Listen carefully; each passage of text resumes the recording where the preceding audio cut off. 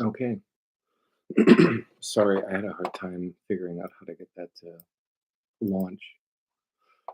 So, this is about Gladue in New And this Brunswick. is about Gladue and and this is about Gladue and this is about Sorry. Gladue and this is about Gladue and this is about Gladue and this is about Gladue and this is about Gladue. Okay. Without the echo, we'll try that again. So, this is about Gladue in New Brunswick. Um, the decision that I'm going to focus on is Purley v. R, which is 2019 New Brunswick Court of Appeal 88.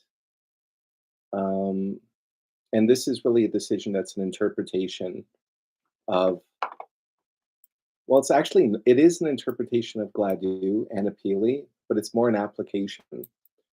And it starts off in paragraph one, talking about the fundamental goal of sentencing, which it says is not to incarcerate people who have committed crimes. And this is in the Canadian criminal justice system at large, not about Aboriginal.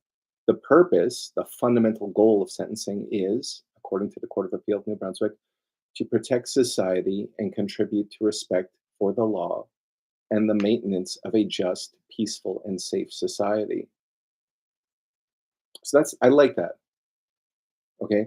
And this is in opposition to these Reddit warriors who their reaction to everything when it comes to the criminal justice system is throw them in jail. Which just did a video about divorce. It's kind of similar to people on Reddit who, whatever problem you're having in your marriage, their answer is, I'll get a divorce.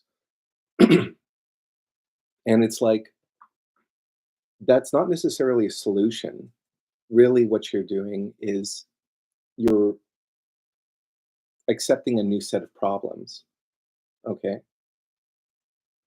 It's just, there's an Aboriginal lawyer, Harold Johnson, who just put this better than I've ever heard it. It's just the absurdity of the logic here. So when we sentence people when we're considering whether to sentence people to jail, anyone, never mind Aboriginals, we look at their criminal record. The more that people go to jail, we infer, we conclude, if you've been to jail before, you're more likely to commit crimes. So what we do is we send people to jail longer. It's just if you think about it, it's kind of addict logic. Okay, drugs make me feel bad and ruin my life, so I need more drugs. You know, we know that there's these problems, and I'm at a point now where it's like just considering this problem as itself. Like I'm kind of I see the purposelessness of trying to, rail against the system. I don't think the problem is necessarily with the system. I think what's happening is that we as a society, our consciousness has outgrown this framework. It's like my clients, my legal aid clients who are drug addicts will come to me and they always do this, especially for something like if they're looking at a long trafficking bid and they're looking at pen time and they're always just getting their lives together. And they're like, look, I'm not going to get better in jail. We all kind of know that. And to me, this isn't about like it is about the purpose of sentencing. It's like we haven't considered how the two fundamental purposes, which are retribution and at the same time rehabilitation, work against each other. And as a species, as a human species, our consciousness is growing to the fact where we're sort of starting to realize that this isn't like what happens to people in jail. Well, they have, for one, especially in the penitentiary, they've got access to drugs. Sometimes it's easier to get drugs on the inside than the outside. We're also socializing people as criminals, right? We put them in a group where their peer group are other criminals. And so that's how they learn to identify themselves. It's violent.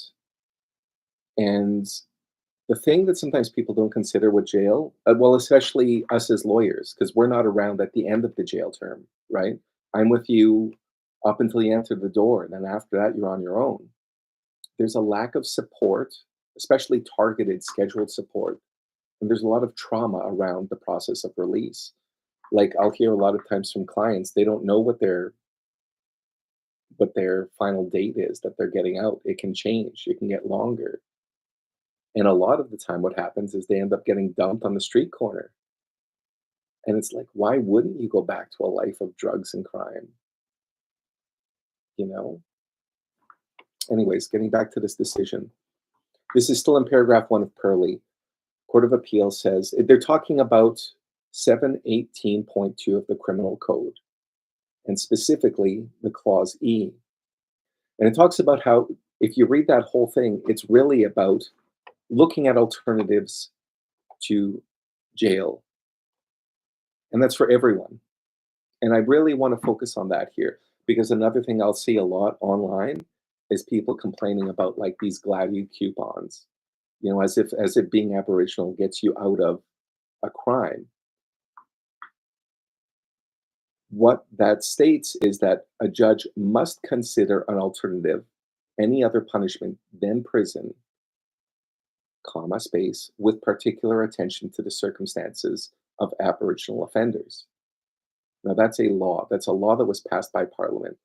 The history of this, oh, geez, I got to move faster through this, so we're never going to get done. The history of this is, I think it was originally a Mulrooney. They started getting the legislation together with the Mulrooney government, but then it was like implemented more during the Chrétien era. And it's this constant theme with Aboriginal issues. There's really, in my view, there's a failure of the legislation to adequately spell out what exactly a court is supposed to do, which is what this comes down to. Because all that says is you've got to pay particular attention to the circumstances of Aboriginal offenders. How I explain this particular, I look at the French version, which is particulier, which translates to English as specific. So we're looking at this specific Aboriginal offender, this person before this court. Okay. And so what the Court of Appeal is doing in Pearlie is basically, like I said, they're applying the framework that the Supreme Court sets out in Gladue and Ipili. I don't know if I'm pronouncing Ipili right. So they have the Court of Appeal has their analysis of Gladue, but I'm gonna run through Gladue itself, um, because it's like being a historian. We go to the source material. Um, Looking at the decision of Gladue, very simply, what it does is it interprets those, I think, 9 words: particular attention to the circumstances of original offenders, because that's all the judges get. What are they supposed to do, right? And so, what the decision in Gladue does is it says this is the framework for sentencing Aboriginal offenders. What it's to quote the preamble, what they say is the Supreme Court says Section 718.2 sub E directs judges to undertake the sentencing of such Aboriginal offenders individually, but also differently, because the circumstances of Aboriginal people are unique. So it's a different framework. It's not a different way to interpret it. It's a different framework in itself. And they spell it out. There's 2 of these factors that a judge must, so it's an imperative, must consider when sentencing Aboriginal offenders. A, the unique systemic or background factors which may have played a part in bringing this person before the courts. B, the types of sentencing procedures and sanctions which may be appropriate because of the Aboriginal offender's heritage or connection. So again, still in the preamble, the Supreme Court in Gladue talks about case-specific information. And it's a little vague here, but I think the Supreme Court later sets it clear with emphasis and affirms what they're saying here. It's case-specific information from counsel or from a pre-sentence report that will lay out these systemic or background factors and the appropriate sentencing procedures and sanctions. So this is where we get the talk of Gladue factors, right? It's from this decision, Gladue. So I would just characterize this as a new interpretive framework. In the decision itself, it starts at paragraph 24. And this is a decision from the British Columbia Court of Appeal. I won't go too far into the facts, but it's basically pleading guilty to a manslaughter in a domestic context. Lady Gladue, Jamie Tanis Gladue, got sentenced to 3 years of prison. And they appealed that. And they appealed it to the BC Court of Appeal, and they appealed it to the Supreme Court. And originally in that one, there was like half of the attention was on whether the person qualifies as Aboriginal, but I'm not going to go too far into that because it's like, yeah, anywhere. They can be Métis, they can be off the reserve if they're Aboriginal. And I think the way they frame it now that I've heard is like, if they identify as Aboriginal, then this applies because that was in the original case. That's what the judge said. With Gladue, yeah, the sentencing judge was like, you don't count, basically. And the Supreme Court said, she does. Moving on, paragraph 36. So here's the interpretation. Section 718.2e directs a court in imposing a sentence to consider all available sanctions other than imprisonment. Again, those words with particular attention to the circumstances. What the Supreme Court says, prison is to be used only where no other sanction or combination of sanctions is appropriate to the offense and the offender. This is why I love this decision. You can see the big picture here. All of those criticisms I said at the beginning, how we know that we're addicted to incarceration, we know it isn't good, but we keep doing it anyways. The Supreme Court sees the big picture here, I think. This is an alternate vision of what our justice system could look like. The analogy that I would use is when I first started learning about Indigenous spirituality, the first thing I was taught was the importance of tobacco. And tobacco's gotten a bad rap, right? Now, I mean, if my kid hears me talking about using tobacco, he'll say, oh no, don't do that. It's bad for your health. That's what we've been taught. I mean, first, never mind all those years where it's like pregnant women smoking, like, like there was all these ad campaigns to get women to smoke and stuff. It's a perversion. Where does tobacco come from? It comes from that initial contact between settlers and Indigenous people. That's one of the first things that's exchanged. And it's taken and it's appropriated and it's twisted. Okay? Tobacco has been misused. So it becomes an industrial product. It's processed.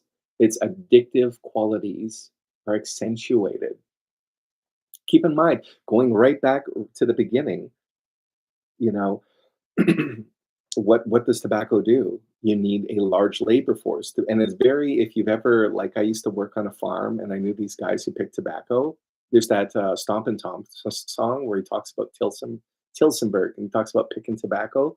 It's really because you have to pick the bottom leaves. And so you're just using your bottom legs 12 hours. What happens? So the white people say, we got to start, we can make money off this, but we need someone to do the work. It leads to the importation of slaves in the United States. Think about Virginia Slims. That's one of the first areas of first contact between specifically the English colonial powers, which come to dominate the continent, right? I mean, like, there's a lot of bad things that happen with Indigenous people and settlers. And like from Mexico down, I think it's objectively worse, but whatever, we're not here to talk about that. Like there was a lot of like hand chopping and stuff like that. Here we gave them the privilege of a slow death. So we see how tobacco gets processed. It becomes a product for import-export, an industrial product. It's used to build wealth for settlers. And it becomes completely alienated from the original purpose, which is above all spiritual. And like I said, tobacco is a key. how I had it explained to me is that it opens up the qualities of other plant medicines. So bringing it back to Gladue, this sentencing framework that the Supreme Court identifies and establishes based on this interpretation of the criminal code, I would argue, lays out an alternative vision of how our criminal justice works. And it's like with the indigenous aspect, that's the key. What it really is if we can figure them out, we'll figure it out for all of us. And what it comes down to is letting go of the way we thought things were supposed to be, letting go of our expectations. Anyways, I'm editorializing. I'll get back to the law. Paragraph 37. So here's they really set out their interpretation. They say, how do we interpret these words? Right? And that's what the Supreme Court does. It interprets them. It says it would be unreasonable to assume Parliament intended sentencing judges to prefer certain categories of offenders over others. It says sentencing judges should pay attention to the circumstances of Aboriginal offenders because those circumstances are unique. And this is emphasized in the original by the Supreme Court. They are unique and different from non-Aboriginal offenders. So it's not about unfair treatment, it's about appropriate treatment. Why? Why are they getting treated differently? That's the next section. The problem of over-incarceration in Canada. And again, I love this decision because it's not about Aboriginal offenders. It's about over-incarceration, period. Paragraph 52, Supreme Court states, unfortunately, they're talking about Canada's a world leader. Our country is distinguished as being a world leader in putting people into prison. Did you know that? I mean, the United States has its beat by far. 600 inmates per 100,000. Canada, keep in mind, this is 1999. This is 25 years ago. 130 inmates per 100,000, which places it at second or third highest. What? Second or third highest. Again, this is 25 years ago, but this is the Supreme Court I'm quoting. This record of incarceration obviously cannot instill a sense of pride. They talk about the roots of incarceration in Canada with Kingston Penitentiary. Do you remember that Canadian Heritage moment? So, and there's I've got a whole bunch of stuff I'm going to skip over, but it's like if you've ever read Discipline and Punish by Michel Foucault, it talks about this movement in incarceration in the Middle Ages that takes place where like like the leper colonies start to like get abandoned, and at the same time there's this rise in incarceration. Like you got to keep in mind, especially when talking about English common law, you got to go back to like a bunch of English peasants and like somebody steals a horse, so they drag this guy, I mean, in theory in front of the king, but the king can't ride around and hear all these like, dummies doing stupid things. So he has his delegate, a representative of the king, right? And they drag him in front. So back then, incarceration was more to keep you there until they could get a judge around, right? And they'd ride out on a horse or whatever. But Foucault talks about how the movement, so there's this thing that takes place where punishment comes away from, it used to be more about the body. Like he starts his book by having this disgusting image of like this guy who was trying to kill, I think, the French king, and like they would like tie like his arms and legs to horses, 4 different horses, and have them run. You know what they'd be whipping? It was all about the treatment of the body, and he distinguishes that from the treatment of people today. You know, where it's more like it's like an invisible touch, and it's so I would draw attention. En français, je pense que c'est punir et surveiller, discipline and punish. That title is a translation. That's an English translation. Punir is punish, but surveiller, that's linked to the English word surveillance, right? So they translate it as discipline, But I would see it as it's almost like management, and because Foucault broadens it, and he says like these same principles work in our schools, in our hospitals, like the idea of like a row of urinals. And the idea is that a manager can step in and be like, hey, who's screwing around? Who's taking too long in the bathroom? Or like our schools where it's just, like it's basically like training people to be factory workers. We ring a bell, everyone goes in, we have lockers, we sit at our desk. And what I would just point out is interesting is how well all of these institutions are failing us. You know, the justice system. And I'm going to come down to there's a quote from the Supreme Court where they say that it's failing. Well, we'll come to that. Education system, we've got big problems. Our healthcare systems. If you've ever talked to anyone who's been to the ER in the last year, and it's like, are we coming to the end of this paradigm? Isn't that a hopeful thing? Or could it be? Supreme Court moves on to talk about, so we talk about, we incarcerate too many people. Supreme Court says this, not me. Supreme Court says this. We start talking about the overrepresentation of Aboriginal Canadians in penal institutions. So everyone's being jailed too much, but if you think that's bad, they go through all these statistics. They talk about how in the mid 80s, Aboriginal people were 2% of the population. They make up 10% of the penitentiary. Okay. That Aboriginal population is growing at a quick rate. It's exponential. Now it's probably somewhere between 4 and 8%. But last time I checked, it's like 33% of the penitentiary. 1 in 3 and growing. And for women, it's worse. Like, I don't know if we don't know this out east, but Manitoba and Saskatchewan, the provincial jails are like 85% Aboriginal. I've told this joke before. I heard this joke from a guy in a bar in Portage La Prairie. He said to me, "What do you call?" He said, "What do you call a white guy in jail surrounded by 100 Indians?" His words, not mine. Bitch. Well, but you can imagine if there's 15% non-indigenous and 85%, like, and just think about what that does to someone. Like, think about what that does to an 18-year-old kid who's in jail, who can't get a job on the outside. His family life is ridiculous, just so bad. And then he goes to jail and he sees, oh, here's my people. I'm going to skip over all these statistics because they've all just gotten worse. And that's what I'm trying to get to.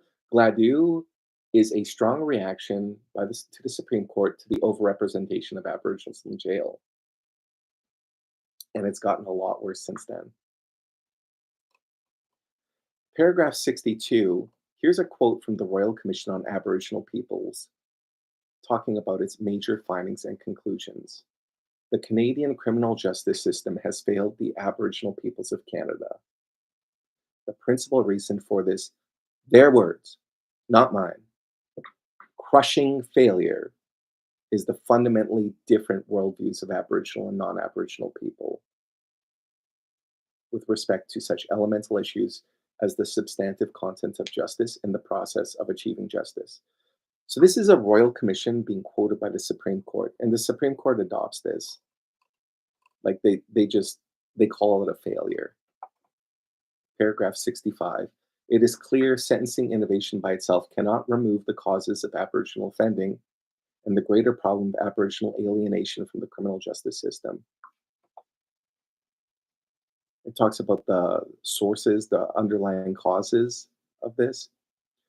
It also arises from bias against Aboriginal people and an unfortunate institutional approach more inclined to refuse bail and impose more and longer prison terms for Aboriginal offenders.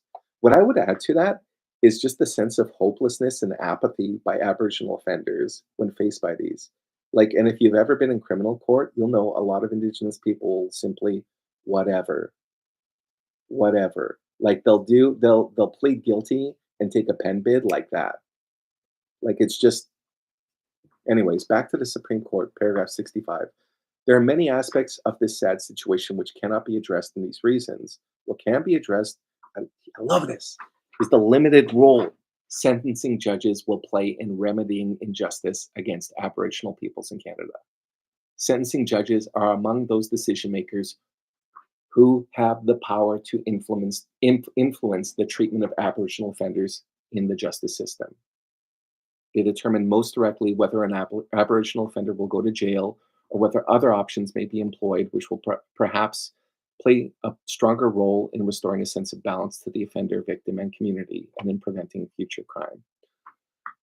I happen to be of the opinion that a judge should judge, and that means they make the call. And what I love about this is they point out, when we're faced with systemic injustice, the question is always who can do something about this? Especially when faced with a feeling of hopelessness. Who can do something about this? You're watching this, you're a lawyer, you can do something. And I don't want to look, I'm pointing fingers. I can do something. And I try. This is all my trying. This is my try, right? But what the Supreme Court points out, when it comes down to it, who can actually do something about whether Aboriginal people go in and out of jail? Like maybe we can't reform the welfare system, and we can't do this and that. A judge can when they sentence them. And so that's what they're directing the courts to do. And they provide this framework of analysis. What are the circumstances of Aboriginal offenders? I'll break these down. These have been developed. Systemic or background factors, Gladue factors, child welfare involvement, 60 Scoop you might have heard of, residential schools, day schools, addiction, mental health. There was no whiskey, there was no drugs before settlers. There was no depression, poverty. Nobody was poor before settlers. And everything was shared. The tribe took the hit. They survived together. I just got to point this out before I forget. If there's any questions, you can just put them in the chat box. Breakdown of family and community. This is big. And this is like the residential schools. The kid gets taken away from the parents, where there's this cultural, and I see, I'm looking at both sides. Like the rich English people used to do this with their kids, send them to boarding school, So in their minds, they're like, well, we're giving these guys a heads up. Although there was also a lot of double side, like it was meant to break them, take the Indian out of the child. So the breakdown of family and community. So you take a generation, and that's the biggest thing that they talk about. People who've been to residential schools, they can't show love. I'm not an expert in this, but it's just I've done a lot of it in other provinces, and I've seen good Gladue reports. That's how I learned this stuff. And it's just like every single time, it's so consistent. It's so consistent. You can draw a line from like this intergenerational trauma, Other factors: early death, experience of racism, involvement with the criminal justice system, lack of healthcare, lack of education. Keep in mind, some of these reserves up north, like you can't get a doctor. There's no doctor on the reserve. So it's just like you can't even get water half the time. And I've been to some rough reserves. There'll be one shop on the reserve, and like a bag of chips is like, this is like 15 years ago. And a bag of chips is like $6. Like that's pre-inflation. They're probably $12. I mean, it's just insane how it works. And it's all, you got to keep in mind, reserves didn't exist before. If you've ever, no, I'm not, there's so much I could talk about, but these Gladue factors I'm going to get back to. Lack of education, sudden death, murder and suicide. There's so many suicides. Like if you've ever worked with Aboriginal people, and the thing is, there's a lot of suicides by young people. Like there's just these communities, they'll have these waves where there'll be like six kids, teenagers, 13, they're killing themselves. That's one of the questions that I asked to Aboriginal clients when we're doing the sentencing Gladue factors. Have you ever tried to kill yourself? And then like the stories they tell you. Alienation from culture, loss of language. Think about that. Like for example, the Maliseet or the real word, the Wollastock. There's something like 400 native speakers left in Canada. 400, and most of them are older. This is their language, and they're losing it. What do you think that does to people? I mean, ask the French Canadians about this. how important it is to them, how much they fought for this. The Acadians. Talk about alienation from culture. The Acadians who went to Louisiana and scraped their way back up here. And that's a whole other thing. Systemic discrimination. Okay. So this is called Gladue in New Brunswick. And here's the thing, there's systemic factors for sure.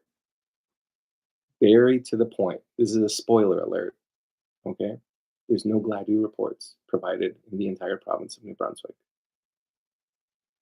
We'll talk about that more with IPELI, but just that in itself, we'll talk about that more with IPELI, but it just means there's not enough information, according to the Supreme Court, to appropriately sentence Aboriginal offenders.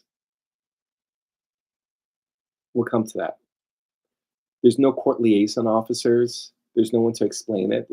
And I've had this issue too. I might talk about the loss of language, but there's also certain Aboriginal people in Canada, former clients that I've had, who they're like, my English isn't that good. This is more in Alberta. But I mean, you consider, even if you had to learn English at the age of 6, it's always your second language. And it's the language of the colonizer. I got to get moving here because there's so much. These are all factors that the Supreme Court says need to be taken into account when sentencing an Aboriginal person. But step B, the court must consider sentencing procedures and sanctions which may be appropriate because of their Aboriginal heritage or connection. So what are these? What's a culturally appropriate procedure and sanction? Do you know one? I'm just putting that out there. What's a culturally appropriate procedure and a sanction? I'm just going to check. What about a sentencing circle? Have you heard of those?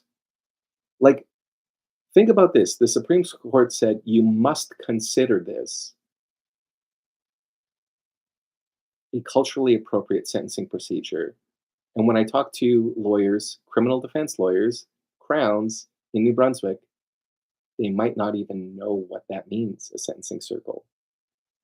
This is a Supreme Court decision 25 years ago. I mean, would you agree with me that that's a systemic factor? Anyways, a sentencing circle, I'm going to talk about that more later. I've got it here. A sentencing circle, well, first of all, it's a circle. I could go on about the meaning of a circle in Indigenous culture for 20 minutes. So I'll just move to the substantive law. I'm taking this from a textbook on Gladue by Jonathan Rudden, who is actually counsel in IPELI. And he's got, if you're ever looking for questions on Gladue, he wrote the book. He's a great guy. He just knows his stuff. He's like an expert. He's a scholar on the subject of this. And he points out, first of all, sentencing circle, it's not an Indigenous thing. That's something that the courts invented to try to figure out how we're going to sentence Aboriginal people in a way that's appropriate. So and what it comes down to is any Indigenous culture. This is in Papua New Guinea. This is my Mennonite ancestors, it's called restorative justice now, which is another thing. But it's just, we're going to sit in a circle and we're going to talk. And we're going to talk it out. And we're going to sit in a circle and we're going to go around on the basis of equality, one at a time. And we're going to get everyone to give their input, the whole community. Right? In the old days, what this took was some courageous judges who said, we're just going to do this. They said, how are we going to start to make a change here? They would, in the days, they would get a hockey arena, and literally the whole community would come in. Sometimes they could take days, right? You can imagine that. Every elder, every person who's been affected would come in and give their point of view. And so it just came about kind of organically, and it developed. Now, what Jonathan Rudden points out is that the courts of appeal have been reluctant to formally set out particular rules for the conduct of sentencing circles. Why? And again, I feel like I gotta stick up for the judges a little bit here. It's like it's the same thing as with Aboriginal law with these things about title. The courts have to pick up what I would call the abdication of responsibility by the legislator who really should be writing some difficult law, making some difficult decisions. But because it's political and it's so charged emotionally, what they end up doing is writing things vaguely or just not writing at all. And then the judges have to fill the void. So, I mean, what other reasons why they might do this? Maybe it's just prejudice. Like they look at it like witchcraft or something. Or you might look at it as a threat. It's like this is a competing jurisdiction. This is a challenge to my authority. I think that's absurd. Like, especially in a context where our criminal files, our criminal docket is overflowing. We don't have enough resources as it is. If we did it right, I respectfully submit this it could be the solution to our criminal justice system. I just very directly what allows the victims. Here's who benefits: the victim. You're not going to read your letter while you cry to a judge. You can look this guy in the eye or girl. Here's what you did to me. Here's how it made me feel. Like, and if you've ever looked at the experiences of people who've taken part in these kinds of circles, just the amount of it's like it provides a way for them to heal. Like because it's again, it's that rehabilitation, but rehabilitation, that's a Western concept. It's about healing. And that's what the world needs right now. It gives people a chance to heal, for the community to heal, right? So that being the case, sentencing circles, like we're still we're still figuring it out, and I think in New Brunswick, they're taking place in LC I haven't participated in it, but it's also very community specific. Like they've got their own court. So it's like if you're not from LC I think like if you know the right people, which is how these things go, you can get somebody in for uh, like a like a sentencing circle. But if you're not, then you're out of luck. And so there's, Jonathan Rudden does a really good job of talking about how this affects the actual process of sentencing circles. He talks about some of the challenges being, for example, they take longer. A conventional sentencing might be 15 to 30 minutes. Even like a quick sentencing circle is probably an hour or two. Like I said, they can stretch out for days. The other question is compensation. Like, who's going to do these circles? Um, he points out something really good: the issue of compensation for defense counsels. Judges and crown attorneys, this is quoting him, receive a salary, while in many provinces and territories, defense counsel do not. They're paid privately or through legal aid. So if legal aid doesn't recognize extra time required for a sentencing circle, counsel, he says, may not be as zealous in advocating for such circles for their clients. He states, it is a perverse system where defense counsel who put less work in representing Indigenous offenders are better off financially than those who are committed to that work. So it's about money. Follow the money.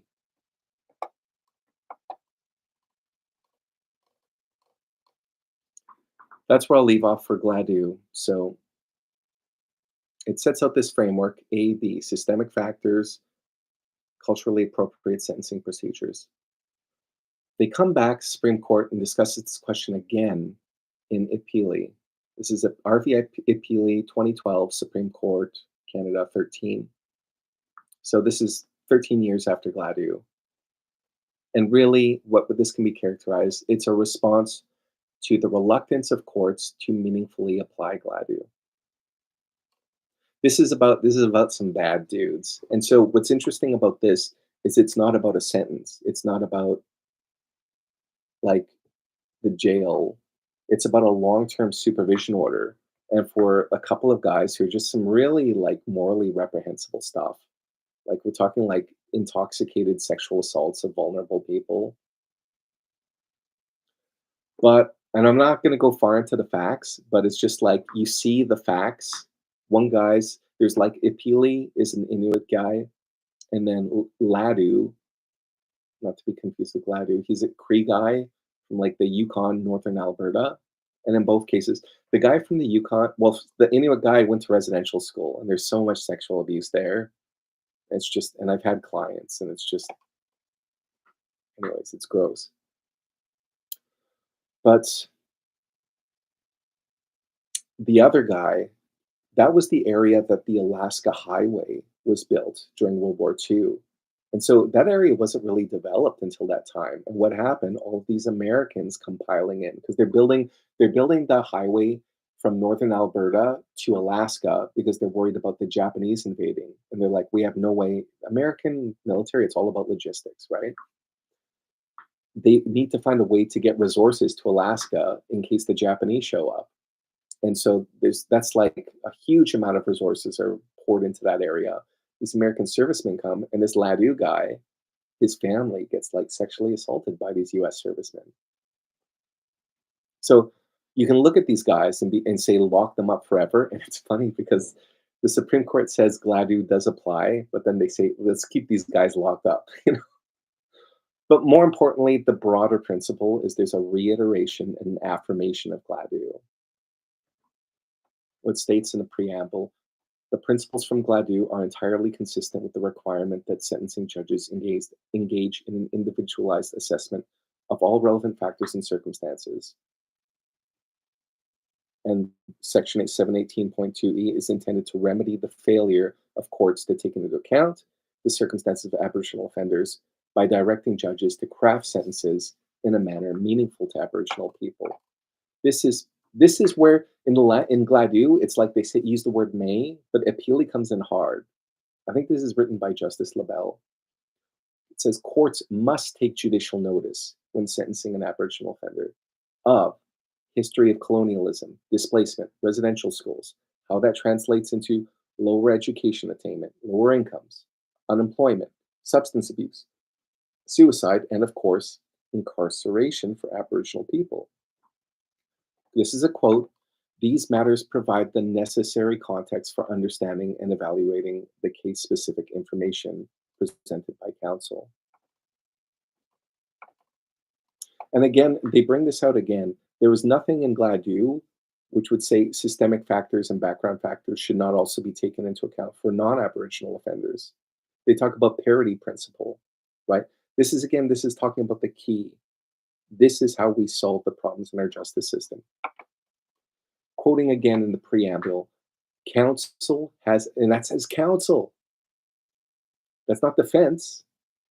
That includes the Crown. Counsel has a duty to bring individualized information before the court in every case, unless it's expressly waived. A Gladue report, which contains case-specific information, is tailored to the specific circumstances of the Aboriginal offender. A Gladue report is an indispensable sentencing tool to be provided at a sentencing hearing for an Aboriginal offender, and also indispensable to a judge in fulfilling his duties. Duties, there's that word again, imperative. You must consider this under 718.2e. That's so strong. Like counsel, every lawyer involved has to bring this information forward, and the judge, of course. And this is where they go hard, and this is what the judges pay attention to when they're sentencing. It's the last part of the preamble. It says the sentencing judge has a statutory duty to consider the unique circumstances of Aboriginal offenders. If they fail to apply Gladue principles, this would run afoul of the statutory obligation.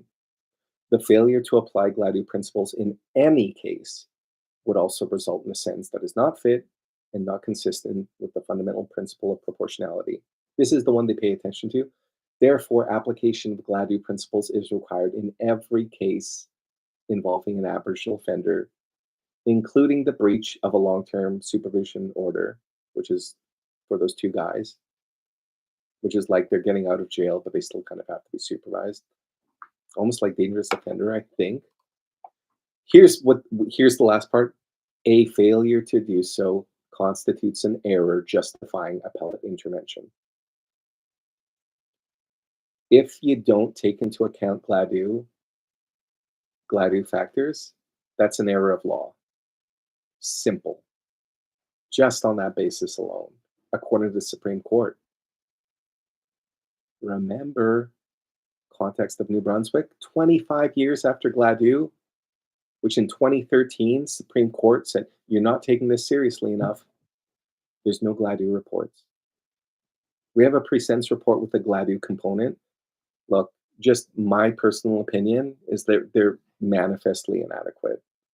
Like there's information that's missing every time. It's a copy paste. There's no, what happens is they present systemic facts and they miss out important ones. And then they don't connect the dots. It's like, how does this result, again, to use the wording, in an Aboriginal offender being brought before the court? We don't get that. No one in New Brunswick. And if you bring it up, people don't know what you're talking about, which the Supreme Court says is an error of law. I'll keep going. Paragraph 60. This is what I'm talking about. It says, courts have been hesitant to take judicial notice of the systemic and background factors affecting Aboriginal people. To be clear, this is the Supreme Court talking to sentencing judges. Courts must take judicial notice of such matters as the history of colonialism, displacement, residential schools, and all those things we talked about before. Again, counsel have a duty to bring that individualized information before the court in every case, unless expressly waived. In current practice, this is the Supreme Court, it's often brought by way of a Gladue report. Bringing such information in a comprehensive and timely manner is helpful to all parties at a sentencing hearing. It is indispensable. So they don't say it's required, they say it's indispensable, which is almost the same thing. But, and again, keeping in mind, failure to do so is an error of law. They can't be much clearer than that. Paragraph 63, they talk about how over a decade has passed since Gladue. And according to the statistics that I talked about before, this provision hasn't had a real impact on the overrepresentation of Aboriginal people. It's gotten worse.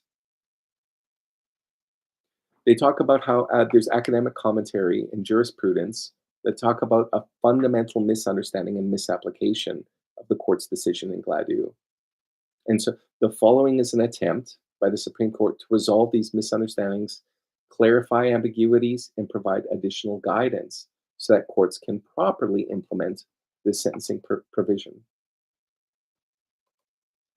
They start to quote, actually they quote Renee Pelche, which is important in New Brunswick because she's the lawyer who's acting for the Wallastock, or the Maliseet land titles claim in New Brunswick. And they're quoting here, this is the Supreme Court quoting. They're talking about like according to the statute, there's no such thing as a serious crime as opposed to non-serious. So, and they talk about how this is used to justify not applying Gladue as it should. The Supreme Court comes in strong. This is at the end of paragraph 86. It says, there is no sense comparing the sentence a particular Aboriginal offender would receive to the sentence some hypothetical non-Aboriginal offender would receive because there is only one offender standing before the court. They can't be clearer than this. You have to take this seriously, the sentencing judges. So, all of this is background to the decision of the Court of Appeal and Purley. Remember, they're talking about the fundamental goal of sentencing, and especially where the fundamental goal of incarceration. And essentially, what the Court of Appeal does is it applies the decisions of the Supreme Court in Gladue and Appealy to a situation of a sentencing in New Brunswick where a Gladue report was not provided. And we'll get into that. Eventually, a Gladue report is provided, but it's found to be deficient. Okay, how is a court supposed to deal with that? The court reiterates those two factors, the systemic background factors and appropriate sentencing procedures and sanctions, and runs through Gladue and Appealy, how it's confirmed. Paragraph 7 of Purley, and this is 2019. This is 5 years ago. Talks about how Gladue reports are used. It's mentioned in Appealee as a form of pre-sentence report with the specific circumstances of Aboriginal offenders. Court of Appeal of New Brunswick says, bringing such information to the attention of the judge in a comprehensive. Oh, so they're quoting Appealee. Paragraph 8, the Court of Appeal, says, this case involves the failure of counsel and or the state to put before a sentencing judge the case-specific information that would have enabled the judge to comply with the requirements of 718.2e. Lady in this case, Mariah Purley, an Aboriginal woman, she stabbed another woman in a domestic context. It was over a guy, and she pleads guilty to aggravated assault. So she pleads guilty. They go to sentencing. Before the sentencing hearing, defense says they've got a pre-sentence report, but it doesn't have enough information to comply with 718.2e. And so they say the judge should either order a proper report or grant a remedy under the Charter 24.1. Sentencing judge agrees, and Crown Counsel concedes it doesn't provide the required information. Sentencing judge adjourns and orders a better report. But when they come back, defense says it still doesn't have enough information. So they argue for a charter remedy under 24.1 as a violation of Section 7 for the Crown's failure to provide what is required. It's adjourned for evidence to support this. And just in passing, can you imagine if your client was remanded while doing this? Like, there's probably like at least 2 months between each of these adjournments. Can imagine your guy's in provincial, and all he has to do is tap an Indigenous guy who doesn't believe in the system to begin with, for reasons which are justifiable according to the Supreme Court, namely being the crushing failure of our legal system towards Aboriginal offenders. Yeesh. Like what I hear all the time, I just want to get it over with. And everybody says that too, but it's like in the context where the court doesn't have the information the Supreme Court says it must have. What happens here? So they get the hearing, they come back again, and this time defense calls an expert witness. And she provides her expert opinion that the pre-sentence report that was ordered, remember after they said, give us a better one, this expert witness says, it doesn't meet the requirements of a proper Gladue report. Keep in mind, in New Brunswick, we don't have Gladue reports. So this is applicable to every Aboriginal offender in New Brunswick, directly. The judge comes to the conclusion that Purley's Section 7 charter right had been denied by the failure of the Crown to provide the necessary information, but did not grant her the relief sought, which was namely, she was asking for a stay of proceedings, right? That's like the nuclear bomb. It's like having charges go away. What the judge does instead is takes prison off the table and puts her on probation. I think it was 3 years. And the victim fine charge, who cares? So think about that. Probation for an aggravated assault by stabbing. So what do? We appeal it, right? And that's how it ends up in the Court of Appeal. Purley appeals. She says it was an error of law to sentence her without a Gladue report. And the Crown, the Attorney General, they initially appealed. They say there should have been no violation of Section 7, and it was an unfit sentence, probation. But the Crown abandons this. And later, when they come before the court for this appeal, the Court of Appeal sums it up as follows. The sentencing judge, according to Ms. Purley, erred by imposing a reduced sentence rather than staying the proceedings because of what they found was a charter violation, Section 7. Whereas the Crown says the judge erred in finding such a violation. Quote from the Court of Appeal, no one challenges the fitness of the sentence imposed. So think about that. We're at the Court of Appeal, probation for aggravated assault. We all agree that's appropriate. what happens is, so the appeal against conviction is dismissed. So the argument for a stay of proceedings, not accepted. The appeal on the sentence is varied only to set aside the victim surcharge, and the Crown's cross appeal is dismissed. The reasons for this.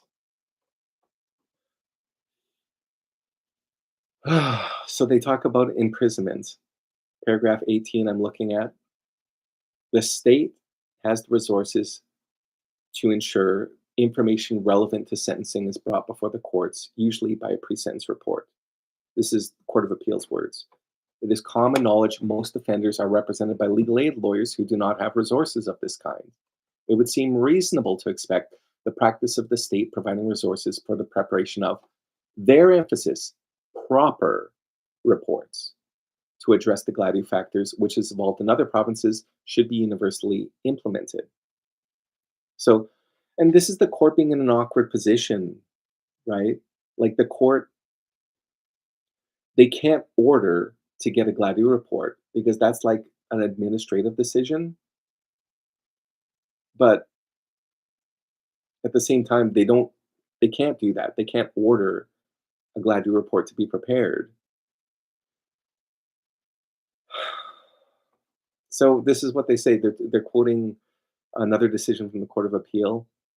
Judges whose duty it is to consider Gladue factors will have to resort to adjournments to acquire supplementary reports, as in this case, or summon witnesses to address the missing information. So that's what a Court of Appeal says that would have to be done to meet this duty of both counsel and the court. Adjourn, adjourn, adjourn. Right? And keep in mind that in this case, they adjourned it to get a better report. An expert said it wasn't still good enough, and the judge agreed. Yeah, we still don't have Gladue reports. I mean, we can't. I think it's useless to blame the judges for this, but they're kind of like screaming, like we need more information. Not screaming, but they're just stating very explicitly. But then they're putting the onus on the lawyers to do this. And in my experience, lawyers and judges in New Brunswick are not ready. They're not equipped. They don't have the framework. When we talk about Gladue, it's they don't know. And you can't even blame them. I mean, you could, but like I understand where they're coming from. They just don't have that framework. And it's like, who's making these decisions? Why don't we have Gladue reports? And we'll come to that. The Court of Appeal goes on to apply appealee in its interpretation. Paragraph 20. In our view, although Gladue factors may be important in crafting sentences other than imprisonment, where imprisonment is taken out of the mix, sentencing judges must enjoy broad discretion in determining the scope of the needed information. Next paragraph. So they talk about the aggravated assault. It's maximum of 14 years, no discharge or conditional sentence available. So they say there's really two possibilities, jail or probation. And she doesn't have money. She can't pay a fine. So it's down to jail or probation. Here's what the Court of Appeal says. Had the judge proceeded to sentence Ms. Purley to jail without the information needed, quote, he would have erred and would have violated the principle of fundamental justice that sentences be proportionate. Anderson at paragraph 24. The judge recognized this. Having opted to exclude incarceration, the judge determined the information was sufficient for him to impose the only other sanction available, which was probation. Court of Appeal. In our view, this was the proper outcome. So,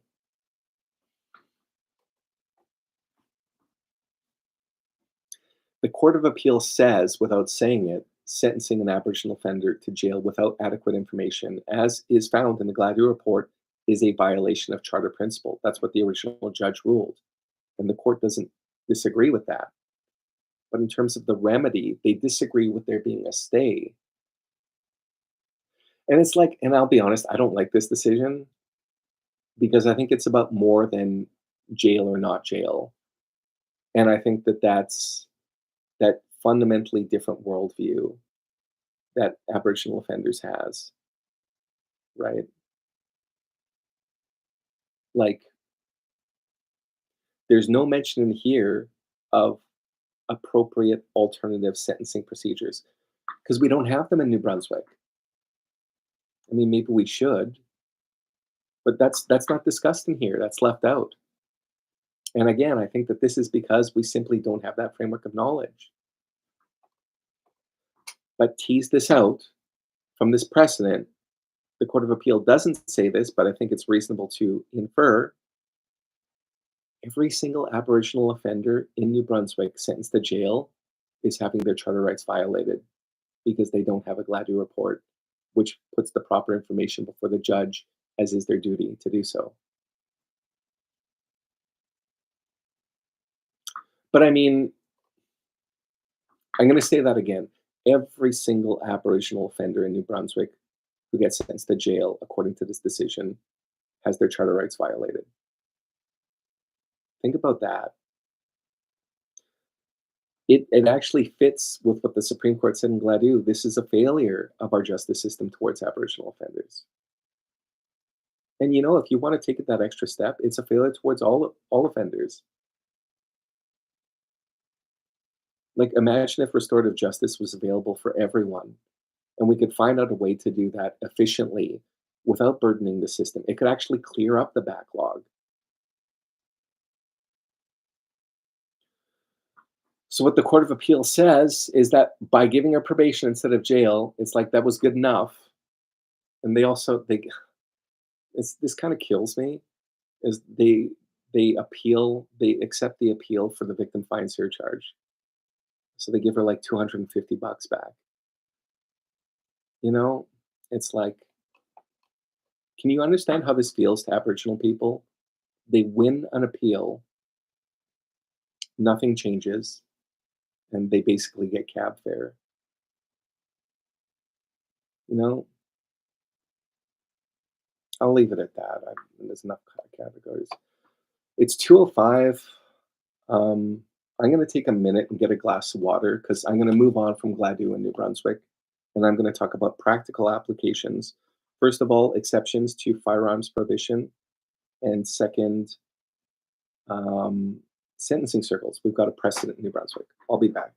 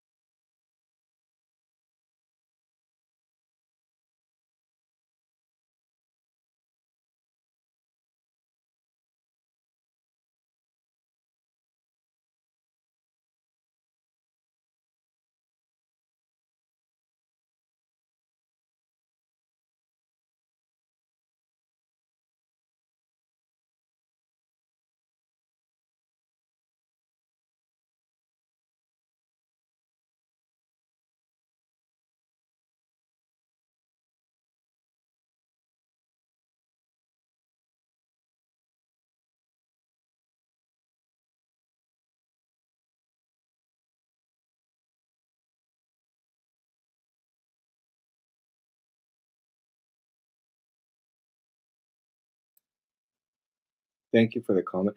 Anyone else with questions, you can put it in the chat box as well. Okay, we're moving back to paper.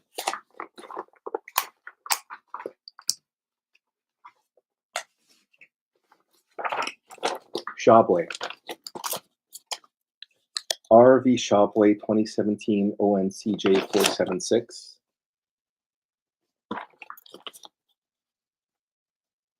Reasons for decision for a Section 113 exemption. So, criminal defense lawyers, you know, firearms prohibitions, there's Section 109 mandatory prohibitions and Section 110, which are discretionary. Excuse me. So if you're convicted of certain offenses, there's mandatory or discretionary prohibitions. Let me just check. You guys can hear me here. These prohibitions, and they say like it's like there's a crossbow, prohibited weapon, restricted weapon, ammunition, and you know the definitions from the criminal code.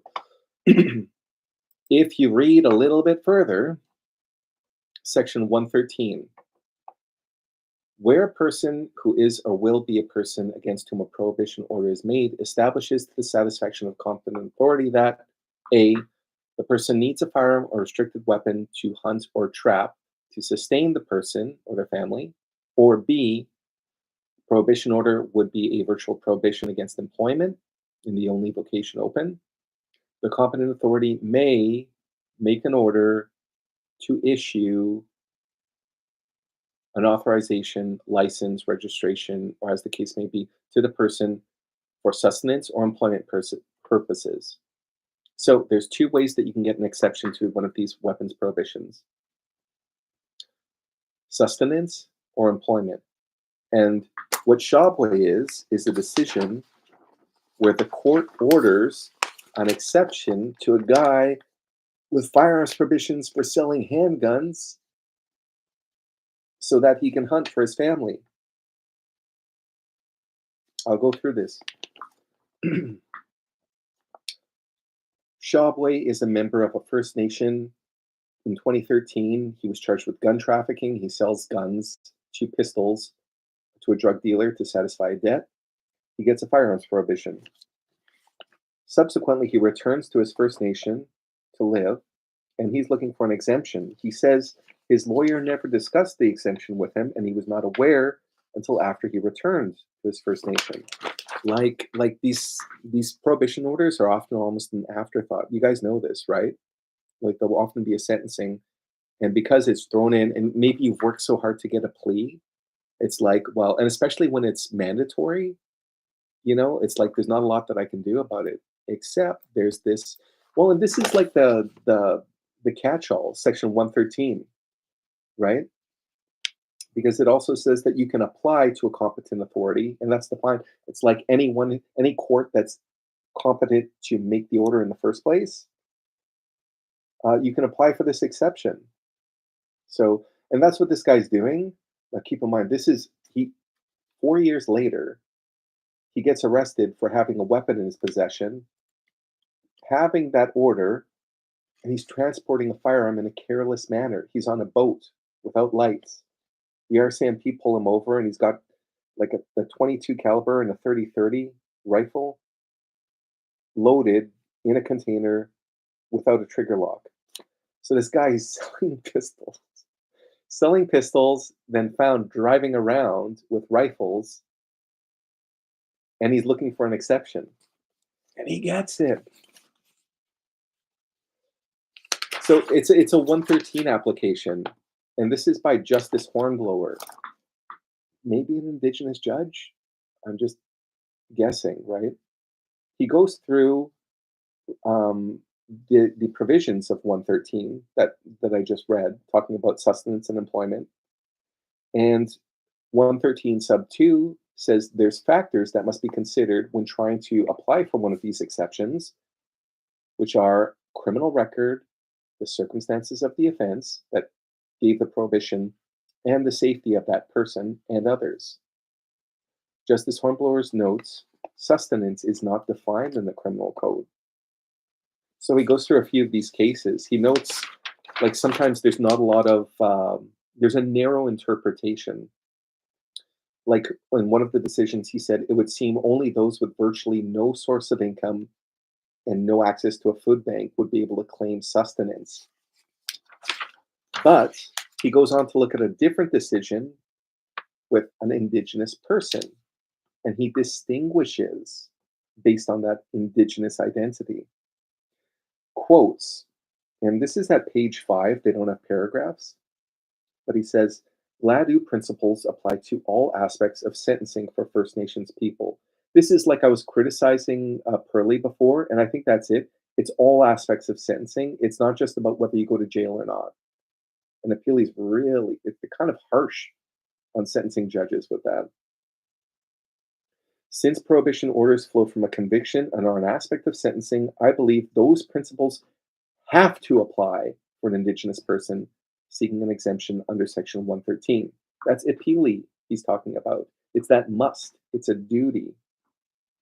Then he brings up the Oxford Dictionary definition of sustain, which is providing with the basic necessities to support or preserve life, livelihood, or existence.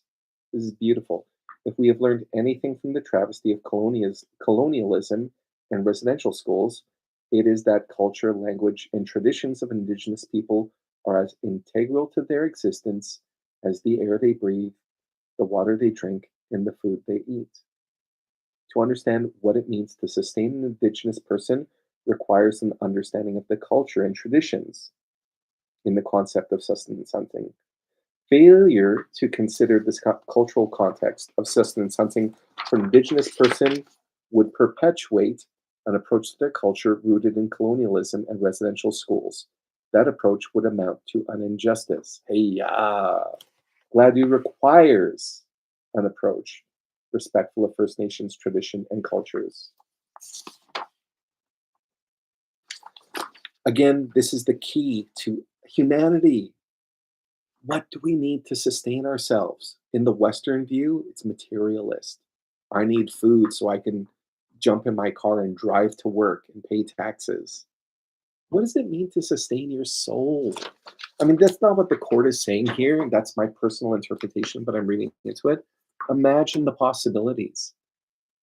Imagine. What does it mean to sustain ourselves? To connect with who we truly are, with our ancestors. Back to the law, okay? So they go through another case, a Section 113 exemption for an Indigenous RCMP officer convicted of assault. So he's not asking for employment. He's asking on the basis of an exemption for sustenance of his family. We talk about how he was still working, and there's nothing about him being an RCMP officer, but they said because he was working, he couldn't be in sustenance hunting. He couldn't be a sustenance hunter. The Court of Appeal rejects that, says it's too narrow. And this is Allolo, Alloolo. I think this is Ontario. This is a Court of Appeal.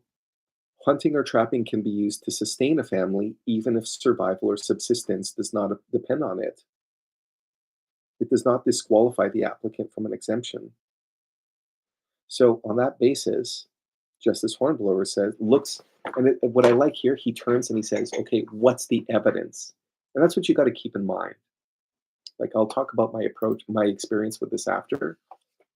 But he comes back and it's going to come down to the evidence, right? And if your guy's coming in and maybe he can't even express himself that well, or he doesn't know why sustenance hunting is important to him, maybe he won't be able to, maybe you won't have a successful application.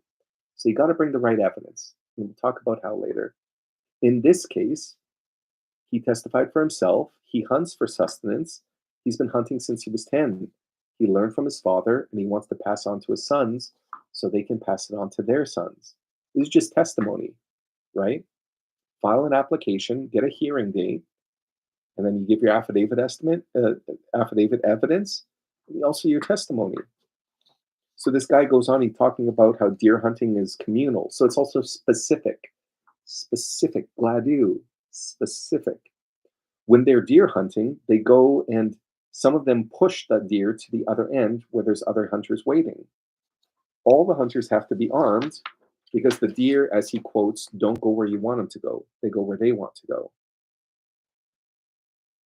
So he's giving a justification why he needs a gun, even if he's participating, right? There's a family friend who also testifies, talks about how he passed on his tradition of hunting to his family. As he said, we do not hunt for sport, we hunt for food. He's going to teach his son. I taught my son to hunt. Taught him the way it should be done, according to all creators' ways of putting things here. We do not waste. It's passed down through generations. This isn't something you inherit.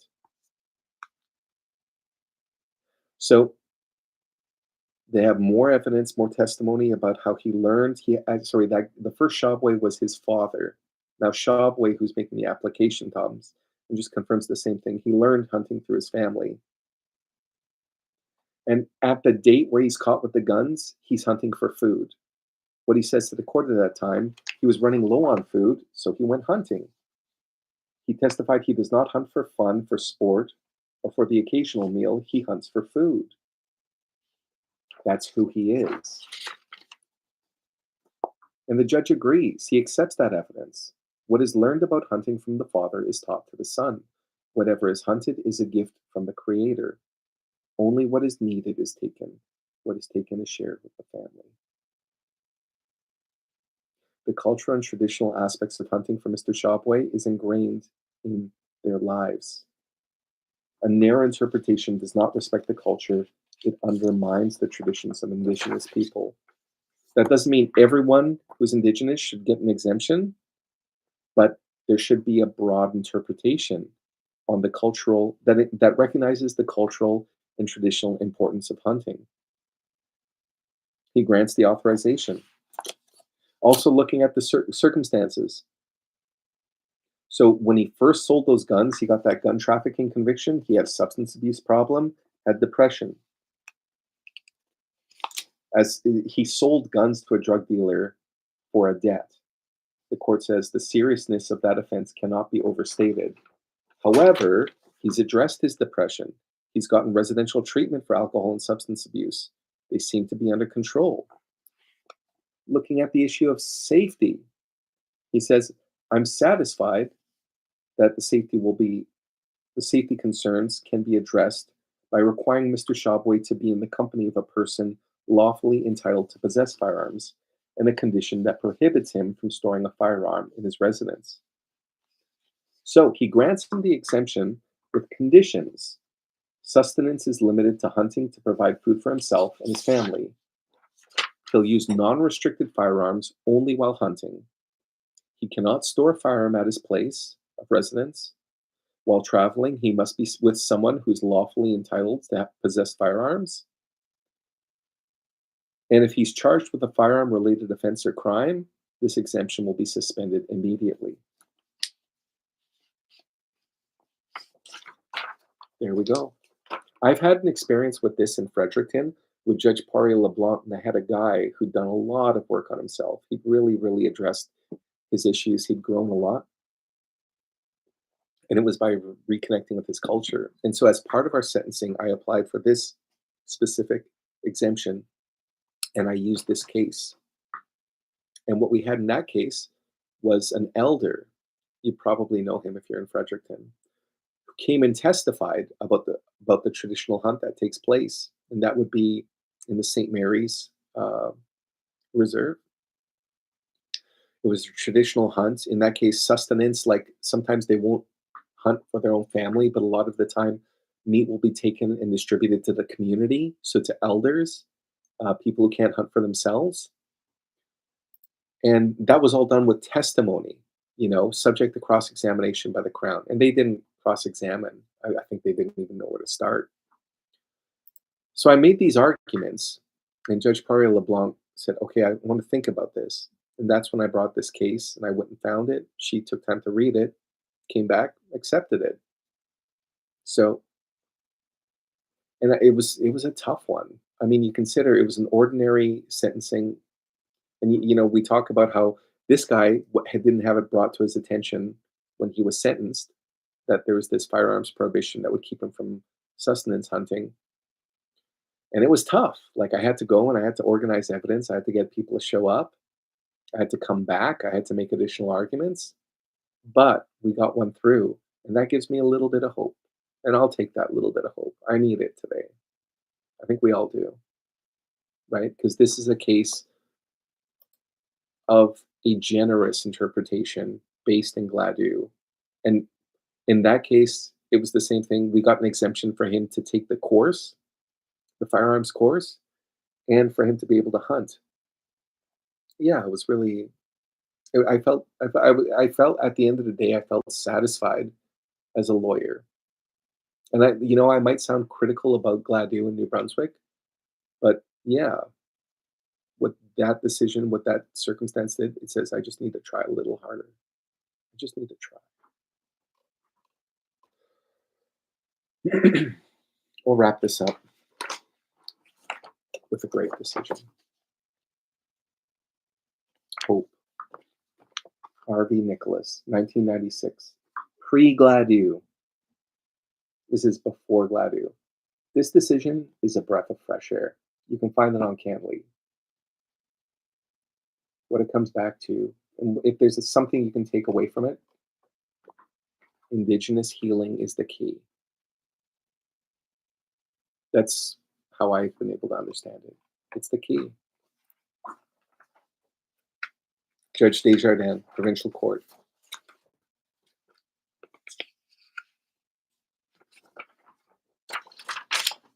Paragraph 1. On March 25th, 1996, I removed my gown, left my courtroom, and joined with 18 other people at the Maliseet Nation at Tobic, Wolastoqwik, Negutguk, in a sacred circle, convened for the specific purpose of sentencing Brian Lewis Nicholas. The circle set forth on its quest for an appropriate sentence, embracing the trappings of a conventional sentencing hearing and the sacred teachings of the Native way of life. It was a small but tangible beginning of a bridge across the cultural divide. The reasons for the sentence are the story of that beginning. Wow. Do you feel that? This is a B&E, 19-year-old kid at Maliseet. He pleads guilty,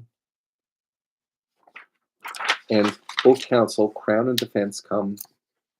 They want to make an application for a sentencing circle, and the Crown's on board. The judge agrees to adjourn sentencing to allow them to make that application. And this is basically a decision where a judge has to figure out what a sentencing circle is. And he does a great job of describing it. Now, keep in mind, he talks a lot about the legality. The next section is all about legality of sentencing circles. I'm not going to go too far into it just because this is almost 30 years old. So there's been a lot of development. But think about this, and this is what I come back to, the precedent that it sets. This is an act of courage. And I just wish I could see more of this. That's not a diss to anyone. That's a call to action. Judges who take that chance, who aren't afraid to be different. This is before Gladue. And remember, these sentencing circles, they just came down to these courageous judges who said, what are we going to do about this? How are we going to fix this? Get the community out. We'll go to the hockey arena. It's going to take a week. Fine. Book a week off. We're going to do it. Because something has to change. And I feel like we're just, as a species, we're at that point. You know? I mean, this is 30 years ago, but I'm trying to accept slow growth, patience, turtle wisdom. They talk about, these same principles, having the most information possible about the background of the accused to fit the sentence to the offender rather than to the crime. That's at paragraph 6. There's a lot of these ideas he quotes that end up making up the substance of Gladue. He quotes an article, Leaving Our White Eyes Behind, the Sentencing of Native Accused. And he quotes, it requires we learn as much as we can about the individual and the context in which he lives. Talks about how the rules of evidence are relaxed in sentencing hearings. We accept hearsay, there's unsworn character letters. Sometimes the sentencing hearing resembles a discussion. A sentencing, this is a quote at paragraph 8. A sentencing circle is simply a different way to accomplish the same purpose.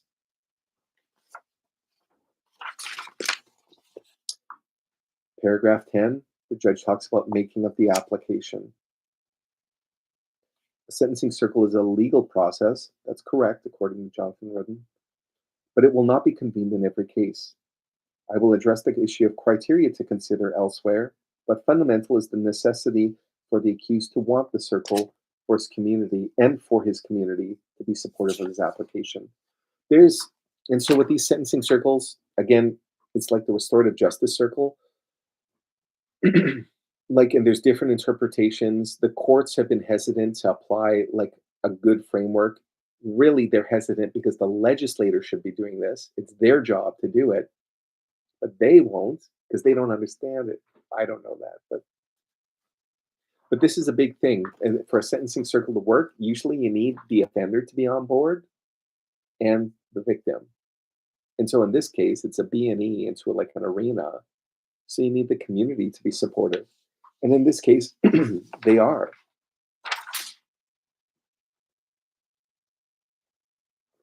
So we're lawyers. Let's talk logistics.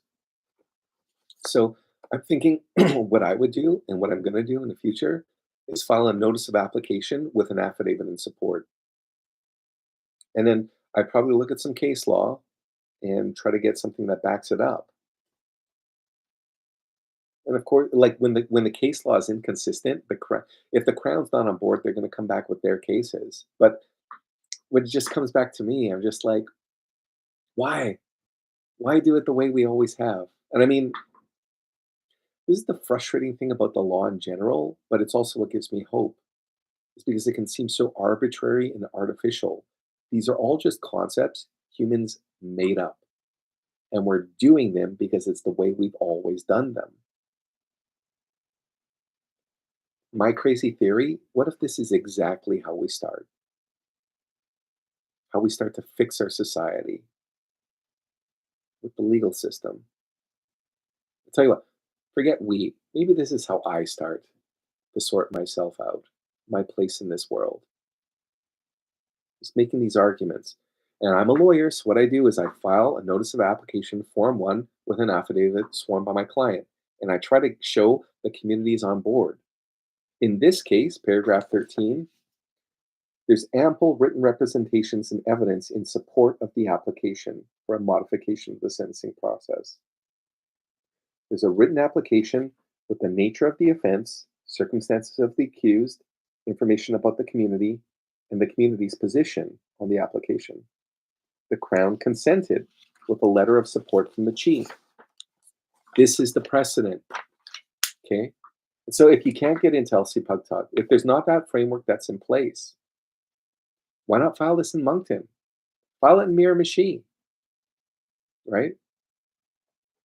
What people won't understand, oh, I don't want to be negative in putting that out there.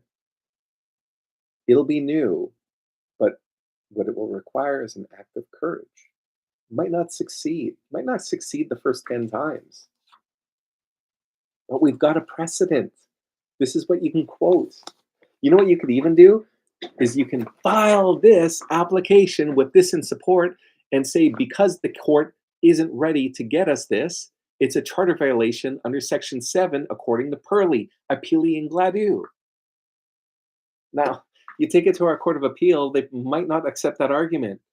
And, maybe it's going to take us going to the Supreme Court with this. Let those who have ears to hear listen. The Supreme Court, we're just trying to affirm their point of view, which has been in place for 25 years. Are you seeing this? Paragraph 14, he also talks about oral representation and evidence. People from the community show up to show their support. He questioned the accused, this is the judge, and spoke with members of the community. He's saying, what is this? What are we doing? Are you guys really on board with this? And he comes to that understanding. That's what's beautiful here. He says, I'm starting to learn. We're starting to grow. In 1996. Paragraph 15, he's satisfied that there's enough evidence to base his decision. He says the judge considering such an application must remember it is only when the sentencing circle is convened that they'll be fully aware of the circumstances. So there's another one of those provisos. Counsel must be prepared to present the court with sufficient tangible evidence of both the accused and the community's willingness to earnestly participate in the process. There's your precedent. That's what you file your brief with that paragraph, in my humble submission. Next session, reviewing the application and making a decision. So this must not be arbitrary, paragraph 16. He quotes Morin, which is, I think, is from Saskatchewan, Court of Appeal. It is doubtful the court should attempt to lay down guidelines in respect of the decision whether or not a sentencing circle should be used in a given case. We should be reluctant to lay down guidelines. You're not helping me out here, but I get it. Again, paragraph 17, Judge Desjardins says, I will not set out these criteria, but I will suggest there's 3 elements: judge, accused, community. Now, here's my question: do you need the judge? And I say that with respect, because I've heard, for example, there might be a judge who might sit outside the sentencing circle and listen to the community. I just know from my understanding of how energy works, and really what this is, it's a legalization of a healing circle, and it's just talking one person at a time. If a person is bringing in energy that is skeptical, or if the judge isn't on board, maybe the judge isn't comfortable, my opinion, they shouldn't be there. I think that there's a reasonable, like, if that's what it takes to get a sentencing circle done, the judge doesn't participate, so be it. You still get to hear from the community. Maybe the judge doesn't agree with the sentencing circle.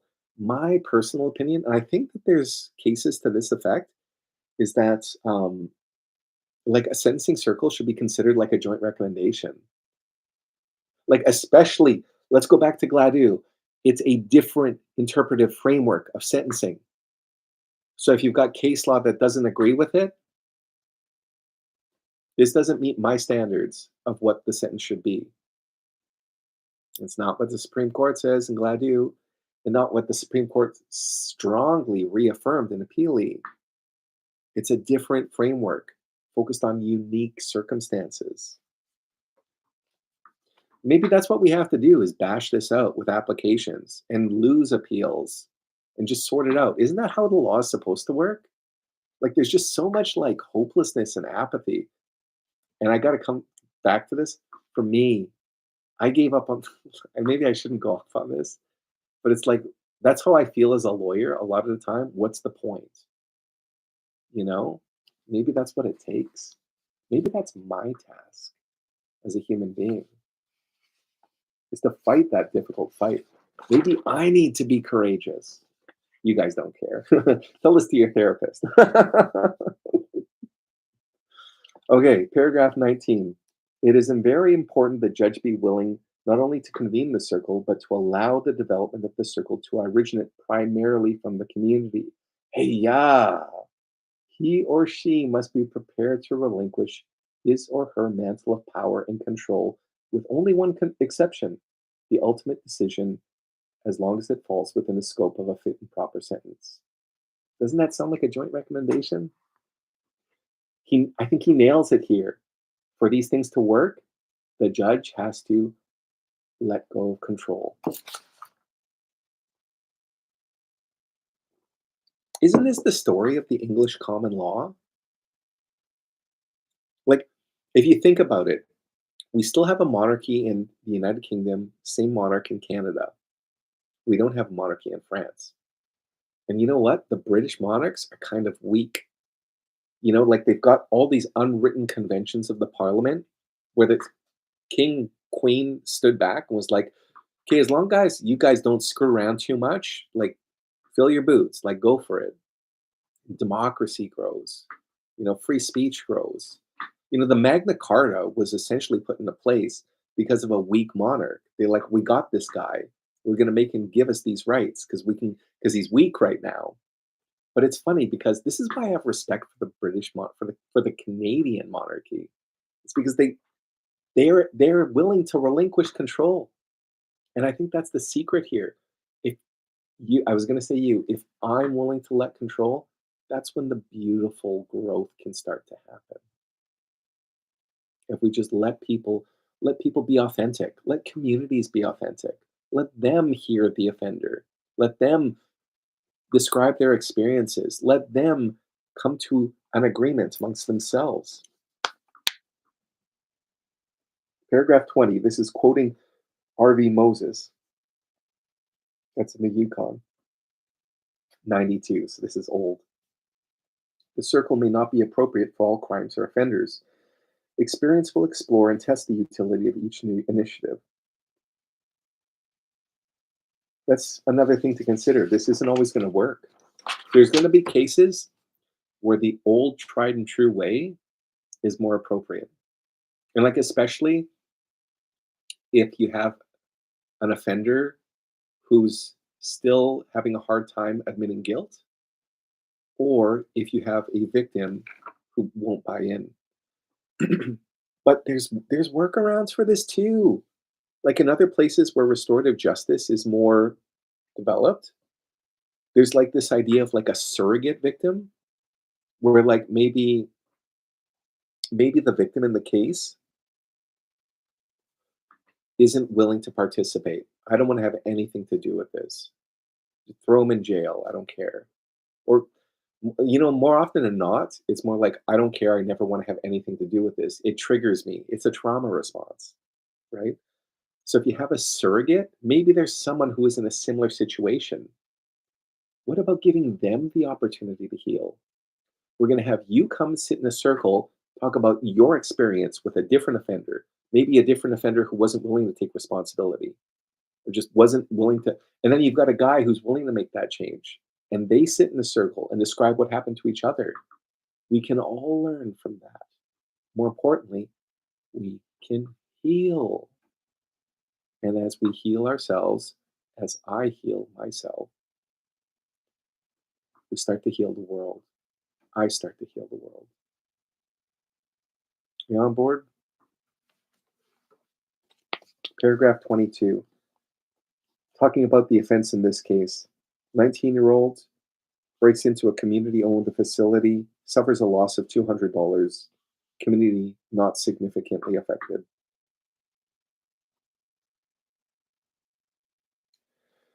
This is in Tobic. At that time, it's a population of about 1,500. They describe the community. They talk about who showed up for the hearing of the application: Director of Protective Services, Supervisor for Family Services, Assistant to the Chief, an elder, RCMP officer. They're all on board. So that's what you need. And this is what can be the obstacle sometimes, is maybe your guy just doesn't have the support. In that case, like, I think a judge is justified in saying we're not going to be able to figure this out. Nicholas pleads guilty at the earliest. This is the guy. He pleaded guilty at the first possible time, which Indigenous people do a lot in criminal justice.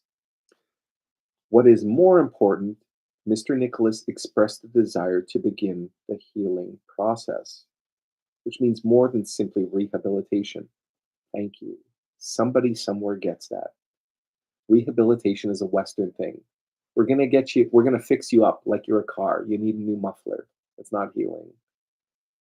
Don't look at it in terms of, well, here I am telling you what to do. Healing. What does that mean? Well, how can we do that? Imagine, I'm throwing this out. What if our criminal justice system, we changed the purpose, we threw out or altered retribution. We're going to stick it to you. We're going to show you who's in charge. And we said that the fundamental purpose of sentencing was healing. How could that simple change the mindset of people who are caught up in the criminal justice system? We're here for your healing. Not just them, for the victim. Because the victim doesn't get a chance to heal. They get a chance to dump whatever's on their mind in their victim impact statement. That's not healing. Nicholas wanted the sentencing circle to begin the journey of reconciliation with the native teachings and traditional native practices. That's why the judge allows this.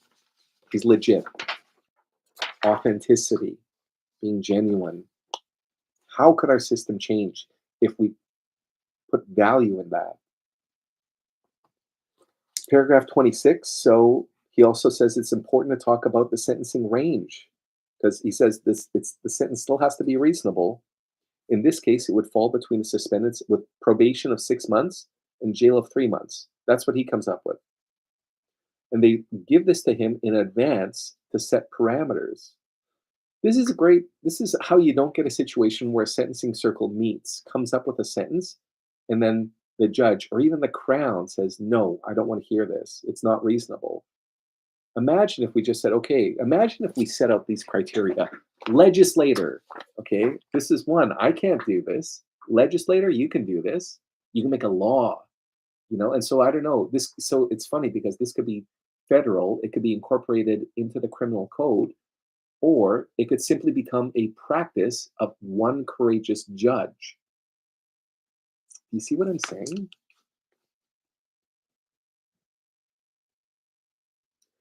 He talks about the circle and how that takes place itself. And you know what? I'm not going to go into that because to me, it's almost sacred. The members of the circle, the process. I'm going to let you read that. And you know what? Because it's an individual thing. And this is one example, but it's like that Borges saying, through the individual, we grasp the universal. If you read this one case, what happened there, the use of the sacred eagle feather, the procedure, the symbolism, the use of tobacco, it's beautiful. It really is. And they come down to talking about what happened that night. The guy says he was under the influence of alcohol. He wanted to break into the video gambling machines. He stopped because he tripped the alarm and was apprehended while trying to escape. So there's that admission of guilt. We've got to tick that legal box. By the time it goes around 3 times, they do 3 circles, a general consensus has been reached. And what it amounts to, 1 year probation, keep the peace and be of good behavior, report to the supervision of a probation officer, remain in the jurisdiction of the court. These are all standard. 100 hours of community service, letter of apology to the victim, report to the Tobic Rehabilitation Center for interviews, counseling, and drug and alcohol treatment, if recommended, and participating in 5 activities with elders, especially of traditional culture. The circle closes with a prayer.